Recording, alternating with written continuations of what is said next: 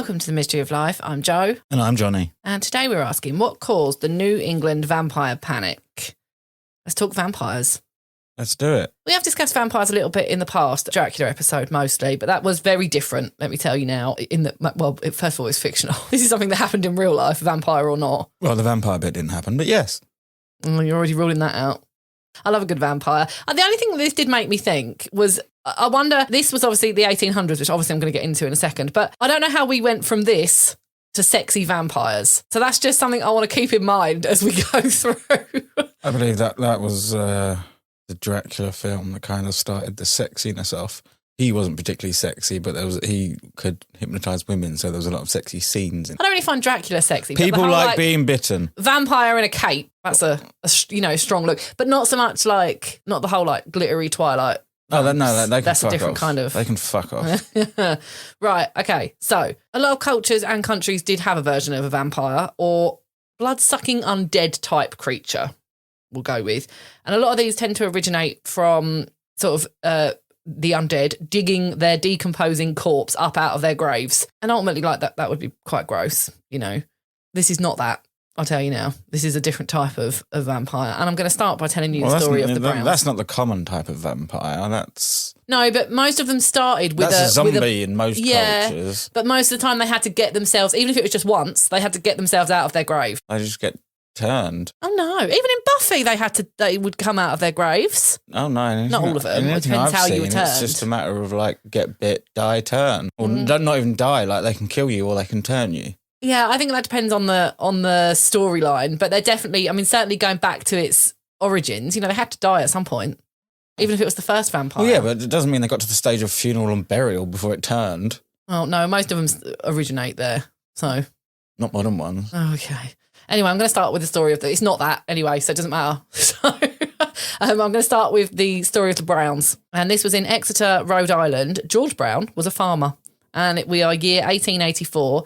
Sadly, his wife, Mary Eliza, she died. And 2 years later, his oldest daughter, Mary Olive, died, aged 20. And then in 1891, so 7 years later, his only son, Edwin, got ill and he tried to get better. You know, he went to live in Colorado for a little while. I don't know why. Because, like, apparently it was because of the cleaner air. Now, I know, like, Colorado is a mountainous place. But I don't know. I can't imagine they've got much pollution in New England. Do you really need to go to Colorado to try and feel better?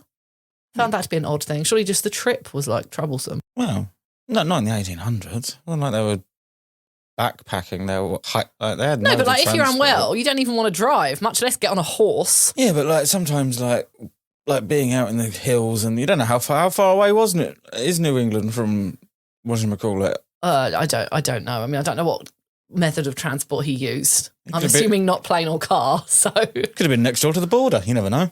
No, it was a trek. You know. Anyway, it didn't work. He spent 18 months there, and he came back, and he was more ill than ever. So didn't work. I mean, he's not that ill. He's like so far he's surviving quite a long time. Yeah, he's not well though. He's ill. Happy with that? Okay. And then at this point, another of his daughters, Mercy, got ill. Now, this is when the townspeople get a bit suspicious. Really? Because so far this just sounds like the 1800s. Yeah, I thought you might say that. But no, apparently when Mercy gets ill, townspeople are up in arms now. They're distressed. They're like, what's going on? Why is she ill now? I'd hesitate to go to a guess at something like black mould, you know? Something environmental. If we're gonna doctor house this. Well, Mercy, sadly, aged 19, died. Quite quickly, she succumbed to her illness. Edwin is still on the decline. He's still going, bless him. He is fighting hard. Well, actually, I take that back. Yeah, I think we know the source of this illness.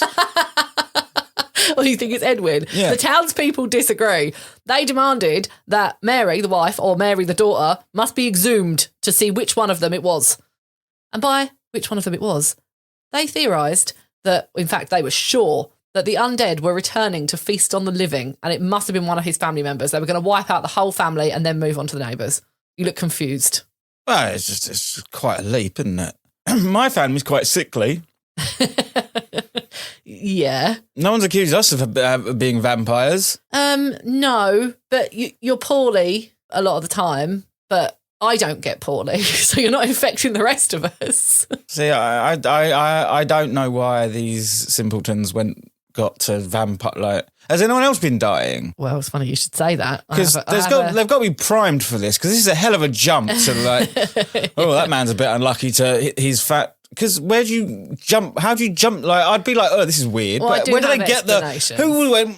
You know what I think it is, guys? I think that guy's children are coming back from the dead and killing the alive ones. No, I do have explanations. But George, however, was having none of it. He was like, I'm not having this. Like, I'm not exhuming my wife and child. He's having a time of it as it is. Well, look, they were in a frenzy, right? It just when Mercy died, that was it. That tipped him over the edge.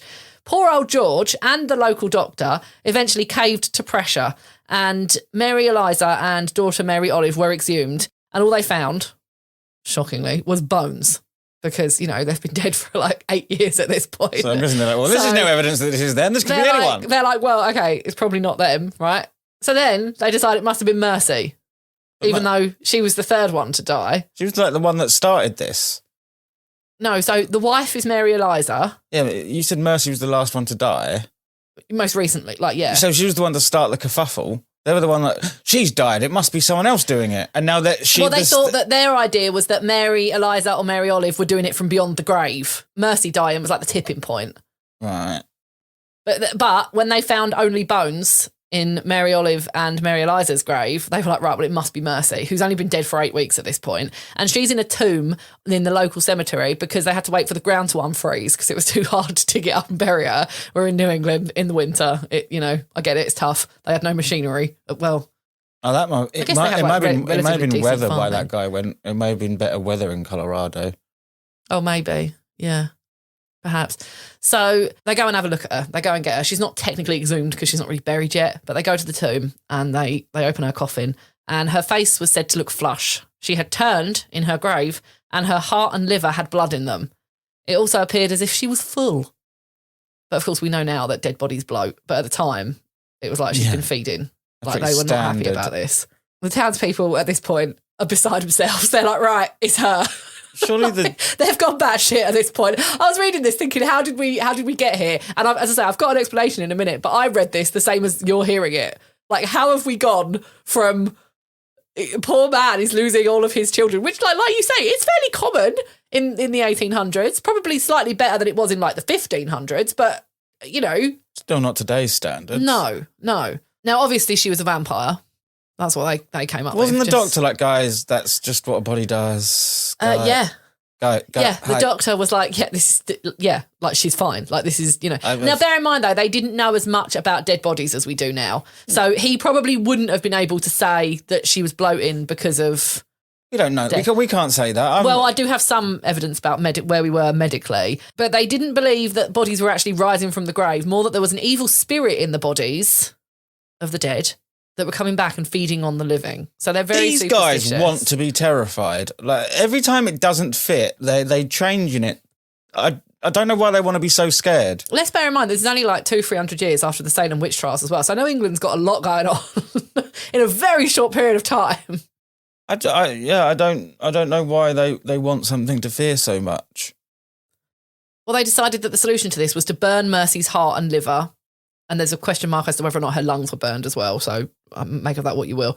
And then they mixed the ashes of the burning of the organs into a tonic, which Edwin was to drink in order to survive his affliction.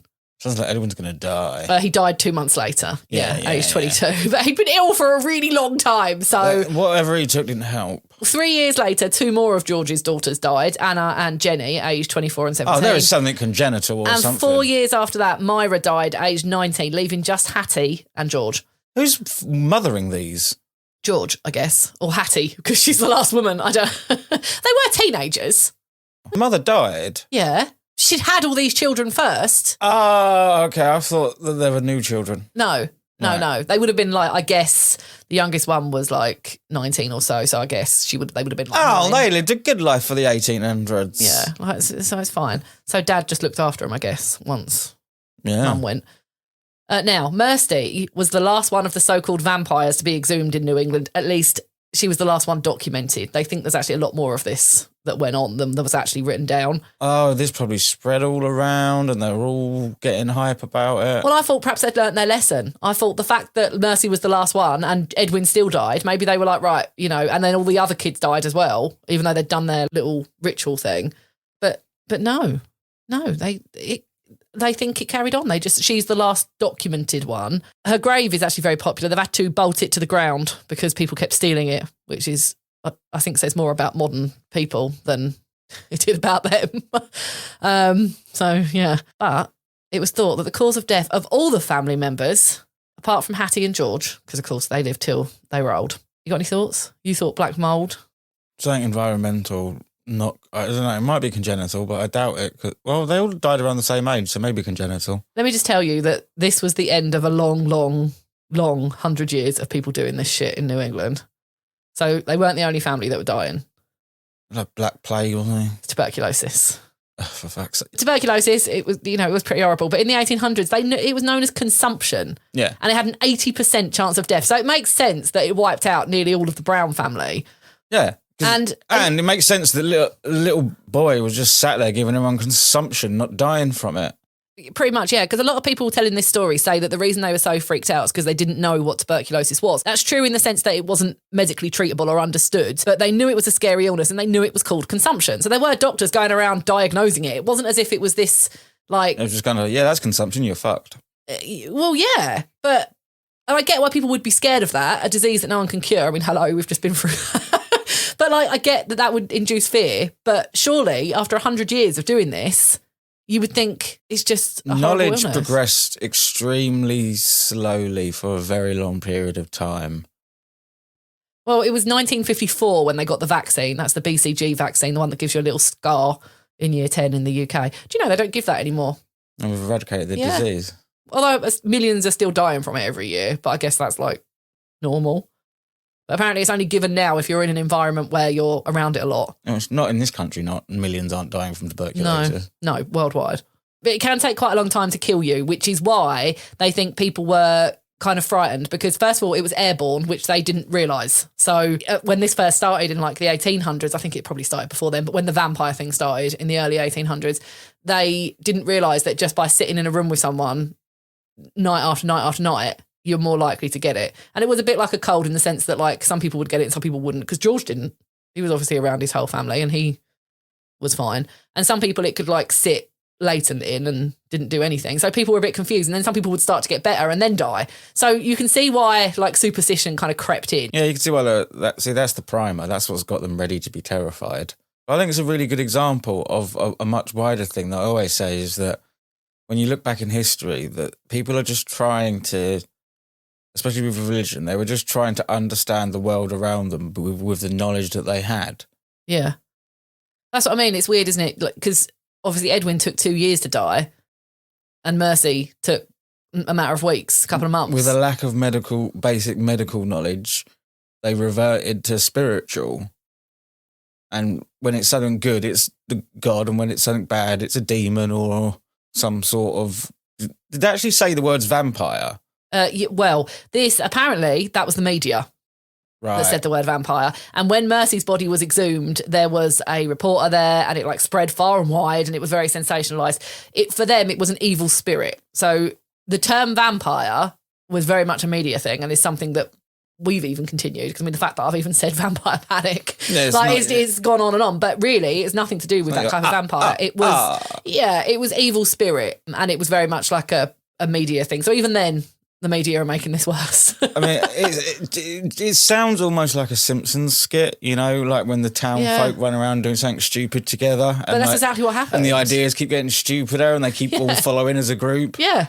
It sounds, I just see them running around with pitchforks and torches. That is basically what happened, Get them! And ridiculous, but it's only with modern eyes. I think at the time I'd probably have been just as terrified. Or dead of tuberculosis. Yeah.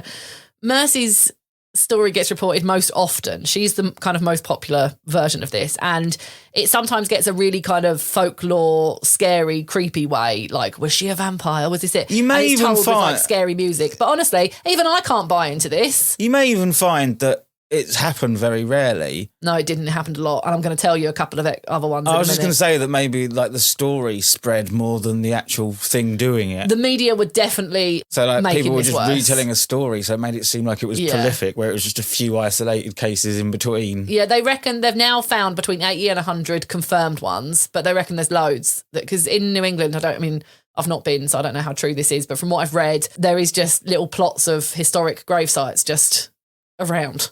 Like not in cemeteries. Like there's one in this story. There's one of the very early places we settled, wasn't it? Hence its name. Yeah. So you got to imagine as well, America was built up very quickly. Like there was only very few settled areas with massive places in between. Yeah, this has definitely got a lot of history because, like this area, because like you say, that was one of the places we settled first and then moved inward from there. So, I mean, well, I think that's why it's called New England. Well, yeah. Won't pay their taxes, but they will steal our names, eh? I mean, I do agree that all folklore stories originate from somewhere, but I don't think vampires originated from this. No, not like even at all. I can't get on board with this. This is just a horrible part of history. It's not like I don't think it's pretty commonly thought that the myth behind a vampire came from Vlad the Impaler and his stories. Yes. Now, apparently, when Bram Stoker died, they found newspaper clippings about Mercy and her family and what they'd been doing, and they reckon that might have contributed towards like the inspiration of some of the story, which I mean would make sense because like, well, yeah, he's creepy as hell. You're digging up bodies. You're going to use any source, aren't you? So I don't see that as strange or unusual. Well, it wasn't just New England. Sometimes, as it moved inwards, and sometimes when they found the body the one that they deemed a vampire or spirit, they would just turn it over. So the spirit was confused and would go down into the ground rather out into the woods, which I found very odd because, like, if you can believe that he can get out of the coffin and out of the ground, what makes you think he's not going to be like, hang on, I've gone down too far and like turn back up and like. Very pragmatic way of dealing with it. But I mean, at least that's not terrible. Like turning him over, fine, all right. I mean, it's not really going to hurt anyone, is it? No, you could probably achieve that with a good shake. Burning their heart, on the other hand, was a bit extreme. Only if you're spiritual. I mean, if it was me and I was dead and someone burnt my heart just to make sure I wasn't a vampire, I would take no offence to it. But that's just me, I suppose. Everyone's entitled to their own opinion. Well, sometimes they would decapitate they're dead. the deceased they're or dead. bind its feet. And I couldn't find why the feet thing, why they thought that worked. So it falls over. Yeah, but like the body is not getting up and walking. So why did they think that... It's the same logic about it facing downwards. Just thought with its feet bound, it can't go anywhere. Well, it was happening in Eastern Europe too, and apparently they would use a wooden stake to pin the body to the ground, which I thought was interesting because some fictional vampires can be killed with a wooden stake. Yeah, I'm sure that it has contributed to the story because these things are never one source, are they? No, and this came from everywhere. So some would also burn the heart and various organs, like in Mercy's case, but the unwell, so what would have been Edwin, would actually inhale the smoke rather than drinking a tonic. And that was said to be a cure for consumption within the family. But I mean... That probably made it a shit ton Yeah, I was worse. going to say, it affected the lungs. Tuberculosis is very heavy on the lungs. So breathing in like the smoke of a burning person probably isn't great for you. But I do think, I mean, this went on for 100 years. So I thought, well, how did we get to this point? Like you said, like it's quite a leap to just make it from she's not very well, let's dig her up. Let's dig up the rest of her family. So I'm going to tell you about a couple of early cases quickly. And it did make me wonder as well, like a few hundred years from now, will people look back at the things that we did and wonder if the things that seem normal to us now were just bonkers? Because like at the time, they must have thought this was okay. Or like at least... Not the stuff I could do, rationalise but some of the it. stuff, well, some of the stuff I do, but like the more spiritual stuff, yes. So before I tell you about a couple of early cases, I just want to play you a quick promo. If you like weird, spooky, and strange history, then I have the podcast for you. My name is Brenda, and I'm the host of Horrifying History. Are you into the dark side of history? Horrifying History tells you about the side of history that people don't normally talk about. We tell the tales of haunted places, infamous true crimes, the paranormal, and unsolved mysteries, and then we look to history to see where the truth actually lies. Want to get spooky with us? Get your Horrifying History fix by subscribing today on Spotify, Spreaker, or wherever you find your favorite podcasts. Okay, so once again, that was Brenda from Horrifying History podcast. Give her a listen because we do have a lot of similar topics, which I think you'll really like. I'm really enjoying listening to that at the moment. So, back to vampires. and early reports of this, it seemed to begin, and it's very difficult for anyone to pin down. I mean, I'm not a folklorist, and I've read some books recently to try and pin this down. No one can seem to agree exactly where it started. But the earliest kind of documented, well-known report was there's the Jonathan family from Connecticut in 1784. So that's more than 100 years before Mercy. 2 children died, and the family was contacted by an unnamed doctor who claimed he could help, as a third child was now very ill. He said if they exhumed the bodies and found a weed or a vine growing around them, it would grow through all the coffins as family members died, and of course they're generally buried together, and it would keep going until all the family members were dead. And that if he finds a weed or a vine, he should burn the weed and their hearts. So Isaac Jonathan, the father, did. And he found a vine around one of the bodies. One was okay, the other one wasn't. So he followed the advice. But of course it didn't cure the ill child. Well, no, and there's a very high chance as well where we had a lot of people who didn't exactly know a lot. There was a lot of snail oil salesmen going around selling all these weird ideas and potions and tonics, and unfortunately, like, they wanted to propagate the whole vampire thing, because if they come up with a cure. A Hartford, Connecticut newspaper called the doctor a quack and said that others should be wary of his ways. So you think that would be enough? You think that, like, they've dug a couple of people up, it's not any difference. You've got a newspaper telling you to stop believing this, it's nonsense. I didn't stop them. No, it just steamrolled. You've given them an idea now. Yeah, of course, we're incapable of taking advice. Rachel Harris, she died from consumption in 1790 in Vermont, New England. A year after she died, her husband, Captain Isaac Burton, remarried Rachel's stepsister, Huldah. Huldah was showing signs of consumption, but friends and family thought it was Rachel's vampiric vengeance from beyond the grave. The thing is, as well, I feel like marrying friends or other family members wasn't as uncommon as it is today. I guess if you're in a really small town, you haven't got a lot of options. No, and it is only very recently the idea of marriage for love was even a thing. I mean, no, people didn't marriage was up until very, very, very recently, like the last 150, 200 years, was extremely pragmatic. Yeah, but there were people that did love each other. Yeah, but this I'm going to choose the man of my dreams. It's like, no, you're going to marry that man, and then you're going to love him because love is a chore that you have to commit to. It wasn't as romantic. Not even rich people got to really choose. Well, to help Huldah, they exhumed Rachel's body, and her liver, heart and lungs were removed.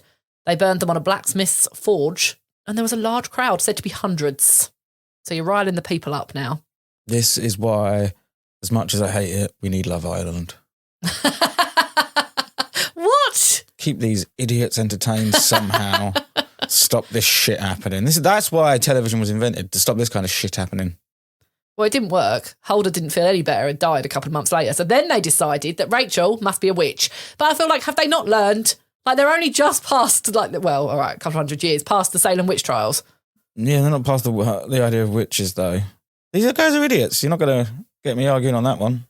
Well, just one more. Sarah Tillinghast, this was also in Exeter, Rhode Island, where Mercy was from. This was nearly 100 years before Mercy, in 1799. Sarah's father, Stuteley, was a farmer and had a dream that half the trees in his orchard withered and died.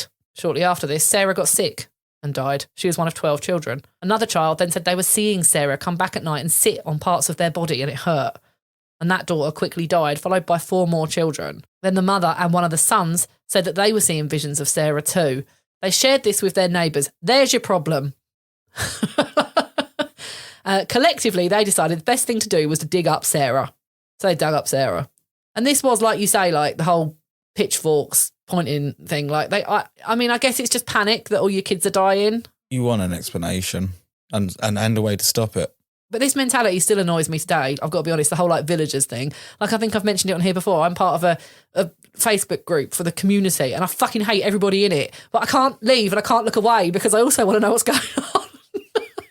But this is exactly how this kind of thing happens. That's the modern day version of this. Because one day someone's going to put something on there like, oh, did you see Jean up the road's done this? And then they're all going to go for her. Yeah. The current thing, by the way, is people like you in BMWs. They are out for blood. Someone commented the other day that the council planted some trees a few years ago and they're all dying because basically the council haven't been back to look after them and no one here cares. And one woman commented that, it must be all the boy racers that are hitting the curbs at 60 miles an hour. So not the trees that are being affected, just the curb, as if like... But this isn't happening. That would be a car crash. If you have hit the curb at 60 miles an hour, your car is in serious trouble.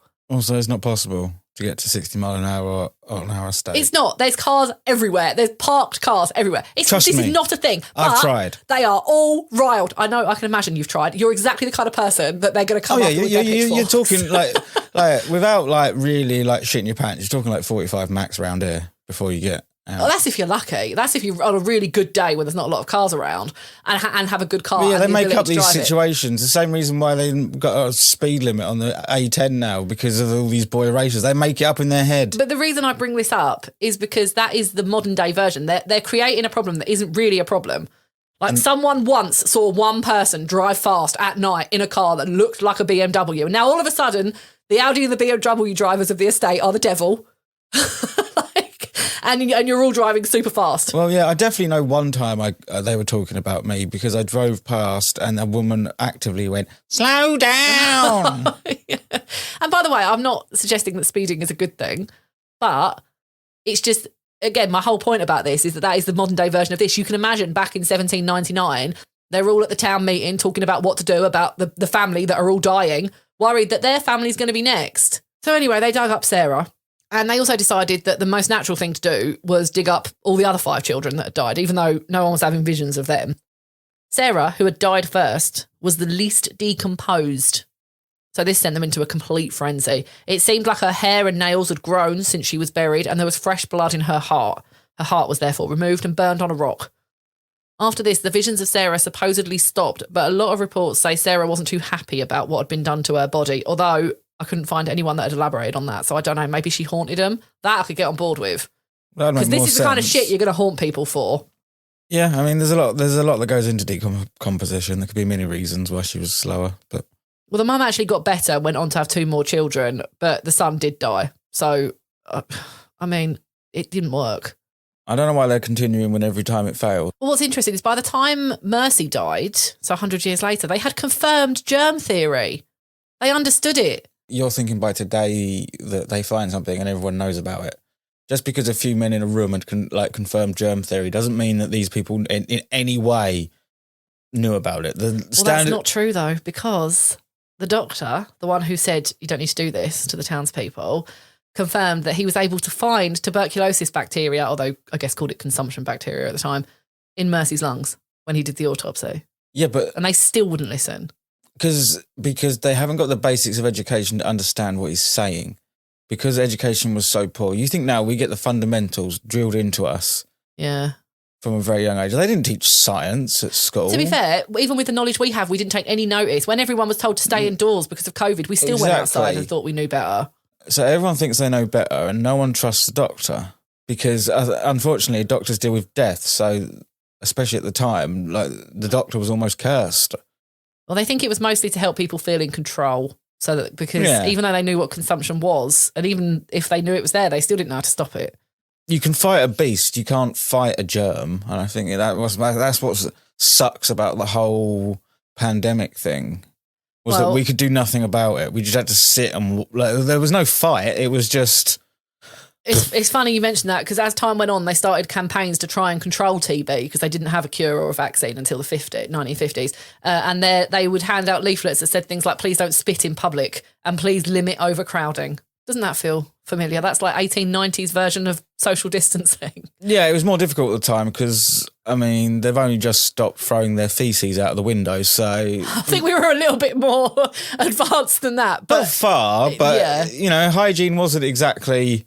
And poverty was rife. So a lot of people brought that up, actually, and said that some people in other towns ridiculed the ideas as uneducated and it was like something of the poor. But, and maybe that's true on some level by the time Mercy died, because they knew enough by then to know that she probably wasn't a vampire. But there was a case in 1817 of Frederick Ranson, and he went to Dartmouth College. His family was very well off and he was certainly very well educated. And yet hundreds of people gathered when his heart was burned. Ah, yes, see, now you've reached the other scale. Poor people aren't well educated because they can't afford it and don't have the opportunities. Well-off people don't take it seriously and never need to learn anything, so they're just as stupid as poor people. It is the middle classes that take most of the weight of knowledge because if you think about it, not many really intelligent people are hyper rich. Unlike, like, you've got your Elon Musks, but the actual people that are really intelligent driving Tesla, they're not as anywhere near hyper rich. They're on good wages, but they're not hyper rich. They're just good wages. Well, many try to blame this whole thing really on stories, folk tales and things that early settlers had brought with them from Eastern Europe and England. But I mean, that kind of is what happened. America had been settled for like hundreds of years at this point. Yeah, but these things, it's a combination. It is one of the factors. Well, there was a story that was published in American Anthropologist describing events like these that were found in Turkey, Hungary and Romania. One story told the tale of a Romanian lady who died and then her children started getting ill. Unconfirmed as to whether or not this was TB or something else. Who knew? There were so many diseases. They exhumed her body and cut her in two and reburied her. When another of the children got sick, they exhumed her for a second time. And according to legend, her body, previously having been cut in two, was now as one again. So this time they removed all of her organs and burned them and fed the ashes to the kids who all got better or never had anything wrong with them in the first place. I mean, you decide. Or something that wasn't going to kill them. So then they burned the rest of her body and reburied the ashes. Now, this was sometime after the Mercy Brown incident, so I'm not sure we can blame Europe, but I mean, it's going on. No, the basics were already there, and there's a commonality across the world. It's why we've got so many similar stories about so many similar things. We're not as complex as we like to think we are. We all kind of tick the same way. Michael Bell was the folklorist who I mentioned, who's done an awful lot of work in documenting these cases. His book is called Food for the Dead, if you're interested. But to me, it does seem like, despite the fact this comes up time and time again as like this really spooky, scary story, and don't get me wrong, it's a horrible story. Like, you are talking about the dead and human beings. But it was a prolonged panic, really, wasn't it? Over 100 years. I'm all trying to find a vampire, but this was not what you think of when you say vampire. There's so much evidence now to suggest that it wasn't a vampire. And the biggest one for me, it didn't work. No. If it had worked, I can understand how it went on for such a long time. Yeah. I think it was a unique set of circumstances that allowed this myth to spread. Without tuberculosis, this myth wouldn't exist. Because they were facing something that was and is terrifying. I know we've technically beaten tuberculosis. You can treat it with antibiotics now as well. But if you didn't have a treatment for it, that'd be fucking terrifying. Yeah, and I think it's the strange nature of that illness, a bit like COVID, actually. Can you bleed out your eyes and shit like that? Yeah, you can bleed out of your mouth was common, but yeah, eyes. Depends on how long it goes on. Some people would die within a couple of weeks, others literally years. And some people they thought were carriers who never showed any symptoms or got ill, got better, and then infected everybody else. So it was literally like, in my opinion, this was like 1890s COVID. No, exactly. Nobody knew what to do and nobody could communicate. And frankly, how far away were we in 2020 from burning people? Because I feel like we were close. Not that far. But yeah, we were fortunate that everyone was spread out enough that the disease we could outlive the disease. And when you don't know what it is, imagine being that ill and not knowing when to go to hospital. I know they didn't even really have hospitals, did they? They were not in the same way that we know them. They'll have places for the sick, but so I can understand how they reached that point. But even I struggle with any kind of supernatural here. I mean, you weren't up for this even at the beginning before you knew what happened. You were like, nah. I had a pretty strong suspicion it wasn't going to be vampires. Yeah. But spirit. You don't think there's any chance of an evil spirit coming back? They didn't know because of the tuberculosis. It wasn't like they found people with all their blood removed or with bite marks or dead in any other suspicious way other than quantity. I do think it's weird. But knowing what we know now, yeah, that's very easy to say. But like I said, if I was born back then, I'd be on board with these people going, fucking, let's eat that, burn that thing. You've got to do something, haven't you? But the thing for me is that I don't understand how it went on for such a long time when it wasn't working. I suppose because it did work every now and again. Because it's not like it was happening in the same place over and over again. Like, one place tried it didn't work. The next place tried it. It's not like... No, it did. There's a lot of that. There is quite a few of these. So I don't know. People are fucking stupid. But they were mostly the same sort of stories. So I thought, rather than telling you a whole hour of the same names and faces... No, yeah, that's fair. I'm going to put a little... There's a couple of interesting ones which I'll put in the blog this week. But ultimately, it's interesting, but I don't think we've got any supernatural here. I think it's just human, which sometimes is worse. I mean, who claimed it was supernatural, apart Lots from of them? people do. It's on like a lot of sort of folklore-y, supernatural, scary kind of Just asking. No need to be defensive. People leave plastic vampire teeth on Mercy's grave, which I can't really fathom. Like, what, are you trying to be disrespectful or funny? Because it's neither. It's just weird. She's got her own teeth if she's a vampire. Leave blood if you're going to leave anything. There was also a little note once that said, "You go, girl." I mean, That's quite nice. in modern society, if there were vampires, we'd kind of have to deal with them that way. Like, A lot of people think they've picked her up on like ghost hunting equipment because you can go to the cemetery and sit with her. yeah, we know, but I don't trust those wankers. I suppose it's worth getting into that now. No. Unless there's something bad to say about Ghost Adventurers, then I'm all on board. I don't know that ghost adventurers have been to her grave. I Oh, wasn't really looking shame. for ghosts here. This was the story about the. Tis a the shame, vampire. tis a shame. Some combat boots and some combat trousers and some combat t-shirts and some hair gel and they'd be fucking sorted. That's all right. We'll watch some later. Yeah. Mystery news. This week we're going to Melbourne, Australia for our mystery news, and it's a bit of a 2-for-1 because last month I came across a headline about police investigating a bone room in a medical training centre in Victoria. I was intrigued. A room made of bones or a room full of bones? Exactly. You don't know. So I was like, right, okay, let's have a look. But then I found out it actually sounded more like a case of someone doing their job really fucking bad because it was a health building. A nurse saw some fluid seeping under a door. So she goes in and discovers there's a box with like human tissue and bone fragments in that's just being stored in like a box. So she reports it. And then days later, an ear, nose or throat doctor opens a fridge in the building. And I could not confirm if this was a fridge for food, like staff, or just a medical fridge. But he opens a fridge and finds an orange bucket with bones swimming in formaldehyde. Clearly, someone's just like not doing their job here. They're not trying to hide their stuff. They're just like, fuck it, stick that in the fridge. Like, no, it doesn't even have a lid on it, you know? Someone else will find this and deal with it. They call the police and they like investigate. There was also, quote, plastic bags with unidentified material in the freezer compartment of the fridge. So Sounds as their sandwiches. well, there was it was a teaching like facility, so I thought, you know, they were using parts for testing and things like that, but they weren't like stored or recorded properly. So I don't know, but I kind of thought at the time there's not a lot here, you know. Well, it sounds like either, like you said, either like someone's just doing a terrible job or students being students. Or potentially smart criminal. I'm going to stash my bits here because no one's going to suspect murder. They're just going to think we're all crap at our jobs. Have they tested the bones? They're working on it. So I thought, right, let's keep an eye on that. But now, because of Google's algorithm, I'm getting a lot of Australian news. So this week I found, and this was my actual mystery news for the week, but this was also in Melbourne, Australia.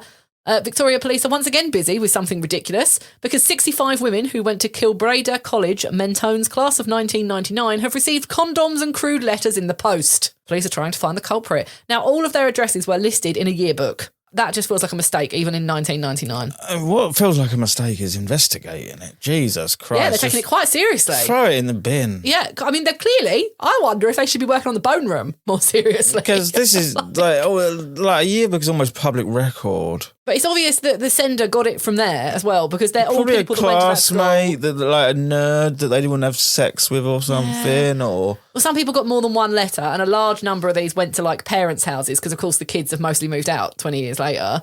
And there's an image of like, and it's exactly how you imagine it, an outraged woman holding a letter that you can't read.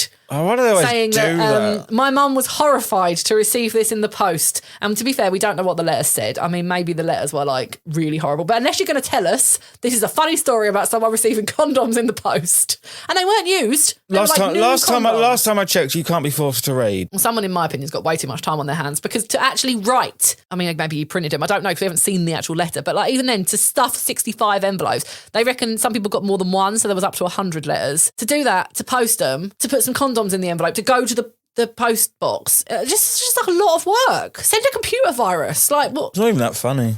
You know. But police recently found 90 boxes of unopened condoms dumped in a nearby wetlands, and they think this is a clue. The mystery continues. I kid you not. It doesn't sound like much crime happens in Melbourne. And as I say, to be honest, I don't spend a lot of time on Melbourne news sites. It was only because I came across the bone room thing, which made it to the UK. And now, because I was Googling that and I've been keeping an eye on that to see if anything comes of it, I'm getting an awful lot of Melbourne news.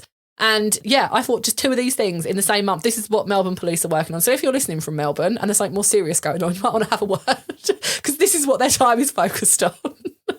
I have an image of Melbourne police now as like this bumbling, going around like catching swans type police force. I might see if they've got like an open crime that's not being dealt with that we can discuss and see if we can solve, because I don't know, to me this needs to be one that's like public nuisance. File it away, we're done. Like maybe the bone thing, you might need to take that a bit more seriously. Well, there's no evidence of a crime though, because they're in a place where there is bones. No, well that's what they've said, that to be able to declare it an investigation in that sense, they would need to be able to identify the victims. And that's going to take a long time. But, I mean, money's going into this now. And now you've got police sorting through unopened condom boxes. That's just littering, in my opinion.